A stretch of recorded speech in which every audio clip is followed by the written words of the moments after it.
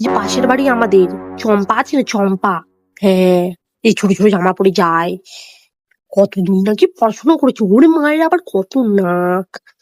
এত বড় মেয়ে হয়ে গেছে, বাপের টাকায় বসে বসে খায়। তাহলে বলো, তারপর মেয়েটা আছে না দিদি, দেখি আজকে বাবা কি সাংঘাতিক কাণ্ড। হাঁটুর ওপরে সে থাইয়ের কাছে একটা খাপটানো প্যান্ট পরে আর যাচ্ছে কলেজে। সে কি একটা বলে, হট প্যান্ট বলে, হট প্যান্ট, সে হট প্যান্ট পরে আর যাচ্ছে। বাবা, কি ওই লালি চাকরি চাকরি করবে? ওই মেয়ে মানুষ আবার চাকরি করবে? দুদিন পরে তো পরের বাড়ি চলে যাবে, আবার চাকরি বাকরি করে কি করবে?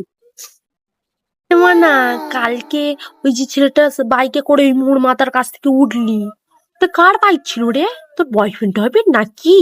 র্যাপিডোওয়ালা। ও, আমি যেন কিছু বুঝি না ভেবেছি, র্যাপিডওয়ালা নাকি? আমি যেন ঘাসে মুখ দিয়ে চলি। হুঁ, আমার মেয়েটা বাইরে বেরোলে ঘুমটা ভর্তি করে ওড়না পরে যাবে, এরকম ঘুমটাটা নিচু করে রেখে যাবে, আর ওইসব মেয়ে ছেলেদের কি হবে কে জানে। আমার মেয়ে একটা ছেলের সাথে কথা বলে।